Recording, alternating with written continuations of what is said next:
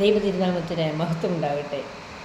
2 ദിനവൃത്താന്തം 7:14 ദൈവമായ കർത്താവ് ഇങ്ങനെ അരുളി ചെയ്യുന്നു: എൻ്റെ നാമം പേറുന്ന എൻ്റെ ജനം എന്നെ അന്വേഷിക്കുകയും തങ്ങളെ തന്നെ എളിമപ്പെടുത്തി പ്രാർത്ഥിക്കുകയും തങ്ങളുടെ ദുർമാർഗങ്ങളിൽ നിന്ന് പിന്തിരികുകയും ചെയ്താൽ ഞാൻ സ്വർഗത്തിൽ നിന്ന് അവരുടെ പ്രാർത്ഥന കേൾക്കുകയും അവരുടെ പാപങ്ങൾ ക്ഷമിച്ച് അവരുടെ ദേശം സമ്പുഷ്ടമാക്കുകയും ചെയ്യും.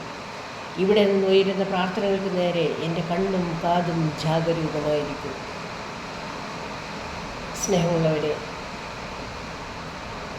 സോളമൻ രാജാവ് തൻ്റെ ദൈവത്തെ ആരാധിക്കാനായി ദേവാലയം തൻ്റെ കൊട്ടാരവും പണിതതിന് ശേഷം ദൈവത്തിന് ദഹനബലി അർപ്പിച്ചതിന് ശേഷം കിടന്നുറങ്ങാൻ നേരത്ത് രാത്രിയിൽ ദൈവം തമ്പുരാൻ അവന് പ്രത്യക്ഷപ്പെട്ട് സോളമനോട് പറഞ്ഞ കാര്യങ്ങളാണിത്. അപ്പോൾ ദൈവം നമ്മുടെ പ്രാർത്ഥന സ്വർഗം തുറന്ന് കേൾക്കണമെങ്കിൽ ഇതിൽ 2-3 കാര്യങ്ങൾ പ്രത്യേകമായി ദൈവം അരുളി ചെയ്യുന്നുണ്ട്. ഒന്ന്, തങ്ങളെ തന്നെ എളിമപ്പെടുത്തി പ്രാർത്ഥിക്കണം. അതുപോലെ തന്നെ തമ്പുരാനെ അന്വേഷിക്കണം. തങ്ങളുടെ ദുർമാർഗങ്ങളിൽ നിന്ന് പിന്തിരിയണം.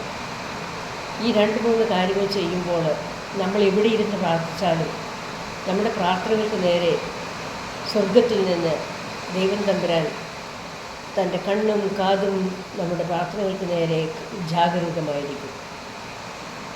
പ്രാർത്ഥനയ്ക്ക് വേണ്ട അത്യാവശ്യം കാര്യങ്ങളെക്കുറിച്ചാണ് തമ്പുരാൻ ഈ വാക്യങ്ങളിൽ അരുളി ചെയ്യുന്നത്.